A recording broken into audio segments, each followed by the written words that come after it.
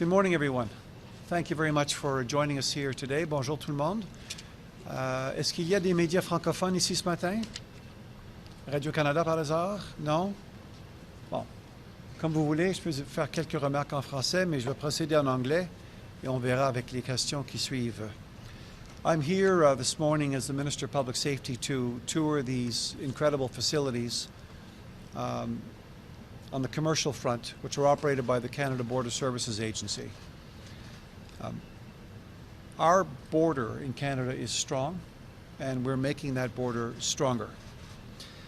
I've had the privilege of now being present at land crossings across the country, marine locations, the Montreal port, British Columbia. I've seen the border from the east to the west. And now I'm here at Pearson looking at the largest port of entry airport in the country. This is a very, very busy, high traffic commercial setting for CBSA, and the folks who are with me here today do an outstanding job of operating a complex system of screening and detecting and seizing and sharing their know-how and their intelligence with, for example, their American counterparts. Those partnerships are strong. We share information, we share intelligence with our American Customs and Border Patrol colleagues.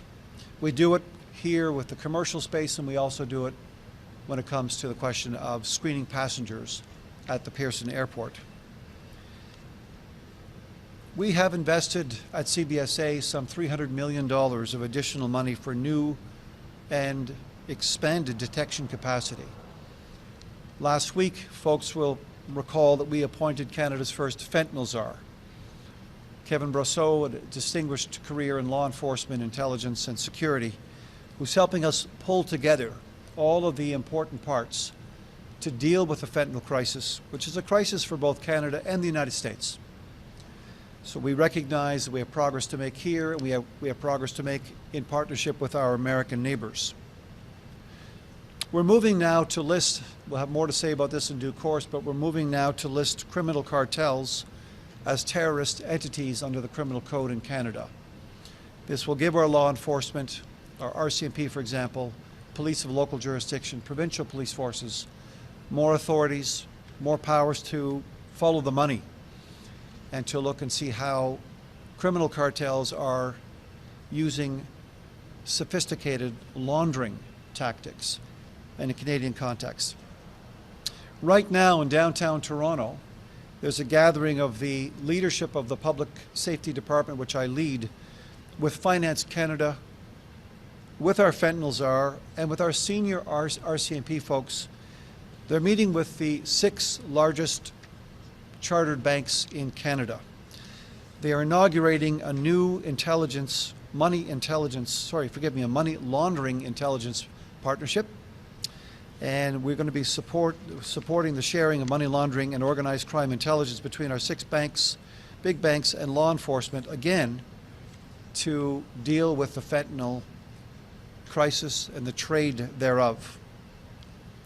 Because we know that one of the most effective ways of tackling fentanyl trade is to follow the money and to cut off the proceeds for organized crime, which helps us, of course, dismantle the criminal cartels that profit from dangerous and illegal drugs. This is about keeping our communities safe and making them safer.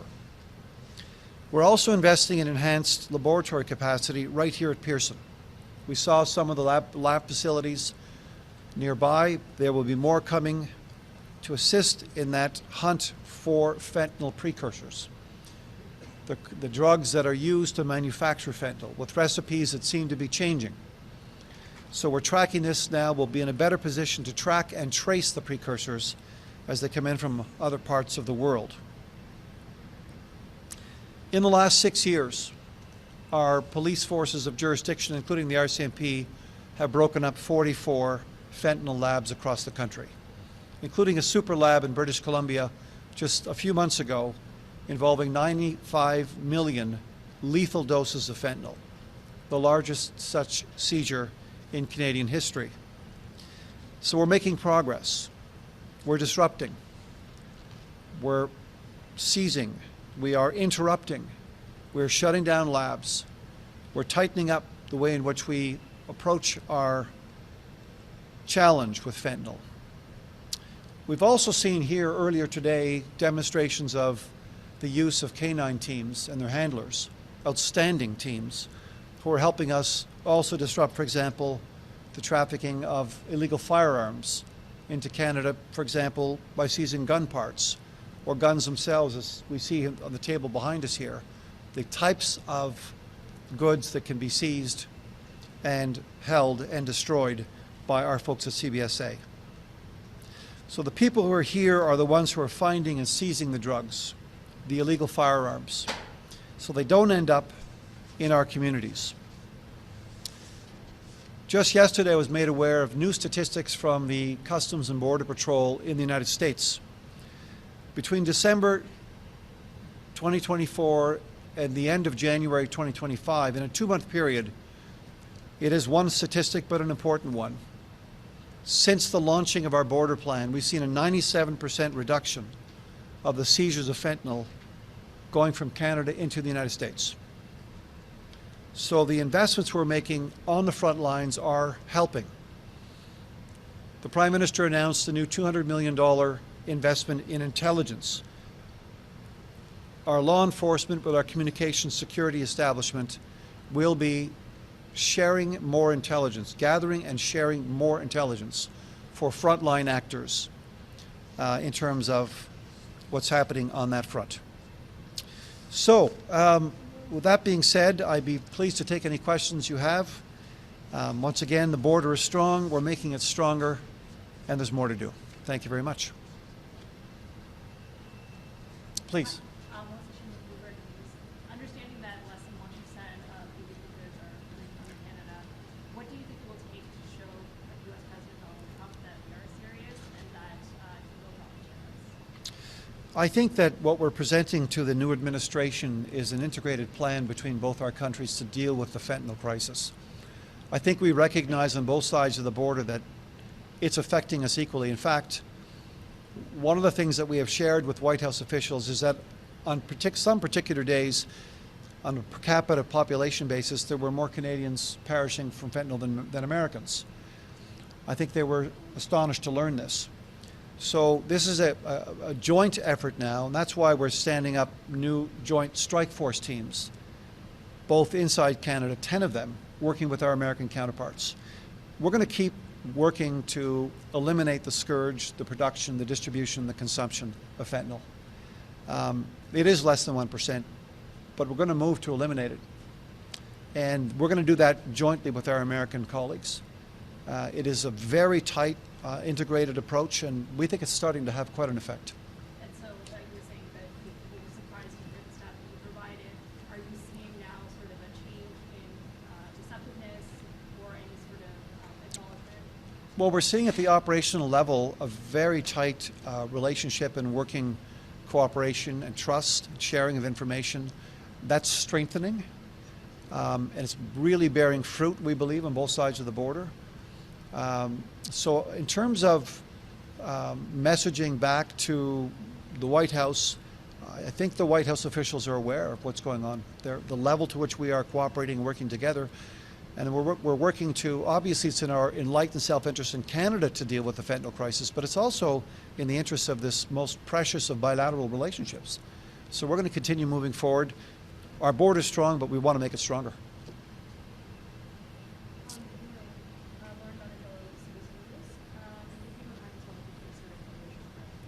Okay. So a BC judge recently found that the RCMP breached charter rights of what's like a pipeline blockade.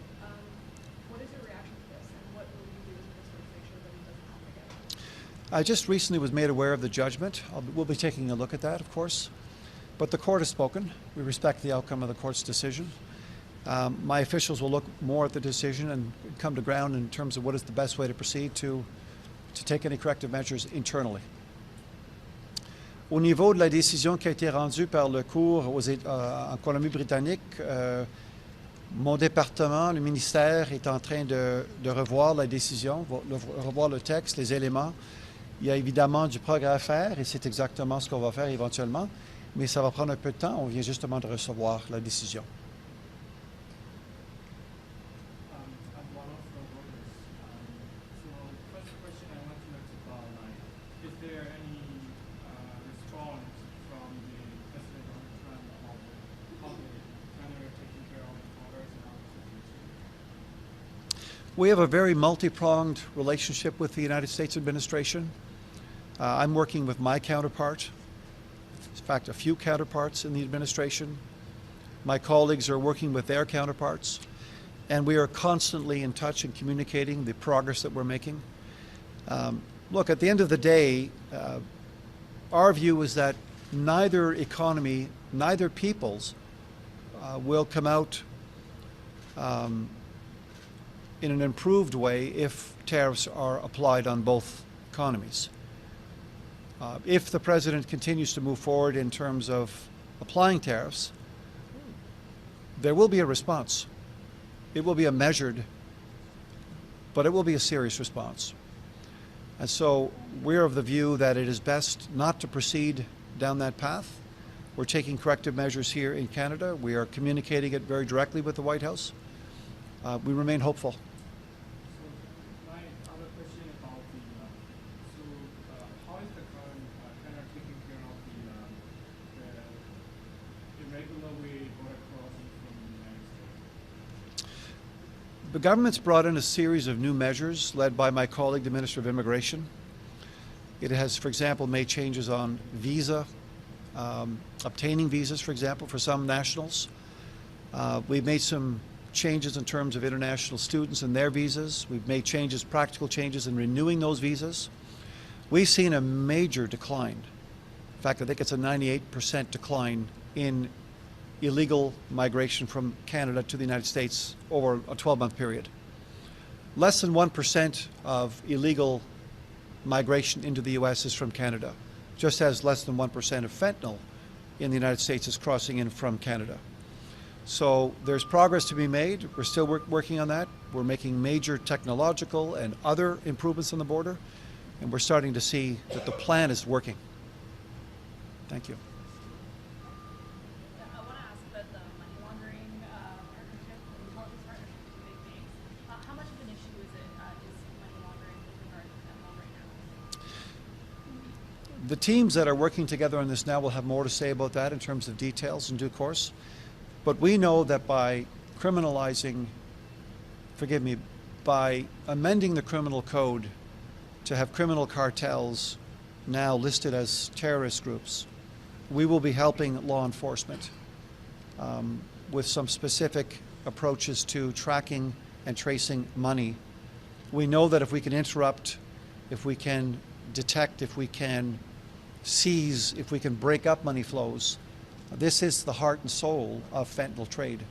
So we're hopeful that that will make a big impact as well. And what is the profit? Sorry? What's a profitable goal that you hope to come out of that partnership? What's the goal? The elimination of the production and consumption of fentanyl. I mean, that's what we're trying to do here. We're trying to keep our communities safe. There have been enough Canadian families touched by this, enough American families touched by this, but we're in this together. That much we know for sure. Thank you very much, everybody. Appreciate it.